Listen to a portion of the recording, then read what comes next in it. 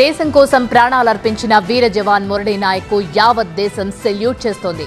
అగ్నివీరుడిగా సైన్యంలోకి ఎంటరై అమర వీరుడిగా అందరికీ స్ఫూర్తినందిస్తున్న యువ కెరటానికి ఈ దేశం సలాం చేస్తోంది. కుటుంబానికి అన్ని విధాలుగా అండగా ఉంటామంటోంది ఏపీ ప్రభుత్వం.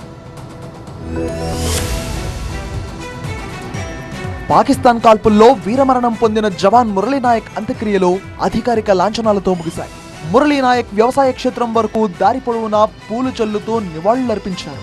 మురళీ పార్థివ దేహం దగ్గర కడసారి తల్లిదండ్రులు చేసిన సెల్యూట్ అందరికీ కన్నీళ్లు తెప్పించింది. మురళీ నాయక్ అమర్ రహే అంటూ అంత్యక్రియల ప్రాంగణం హోరెత్తింది. మురళీ నాయక్ అంత్యక్రియల్లో డిప్యూటీ సీఎం పవన్ కళ్యాణ్, మంత్రులు లోకేష్, అనిత, సవిత, అనగాని సత్యప్రసాద్ పాల్గొన్నారు. మురళీ నాయక్ పార్థివ దేహానికి నివాళులర్పించి కుటుంబ సభ్యులను ఓదార్చారు. అంతిమ యాత్రలో మురళీ నాయక్ పాడెమోశారు మంత్రి లోకేష్. జాతీయ జెండా చేతపట్టుకుని భారత్ మాతాకి జై అంటూ నినాదాలు చేశారు డిప్యూటీ సీఎం పవన్ కళ్యాణ్.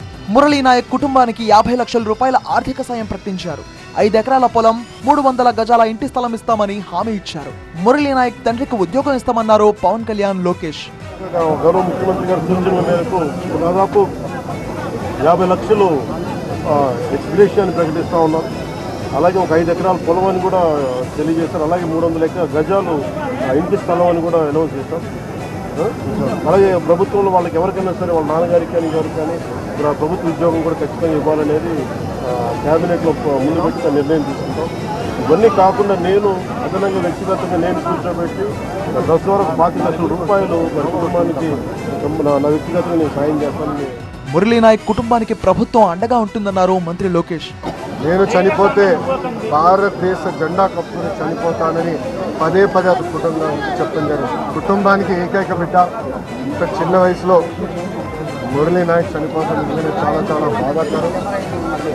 ఆ కుటుంబానికి అటు కేంద్ర ప్రభుత్వం ఇటు రాష్ట్ర ప్రభుత్వం అండగా నిలబడుతుంది. మురళీ నాయక్ కు అంతిమ వీడ్కోలు అంటూ సీఎం చంద్రబాబు ట్వీట్ చేశారు. మురళీ నాయక్ మన మధ్య లేకపోయినా అమరవీరుడి త్యాగం ఎప్పటికీ దేశ ప్రజల్లో స్ఫూర్తి రగిలిస్తూనే ఉంటుందన్నారు సీఎం.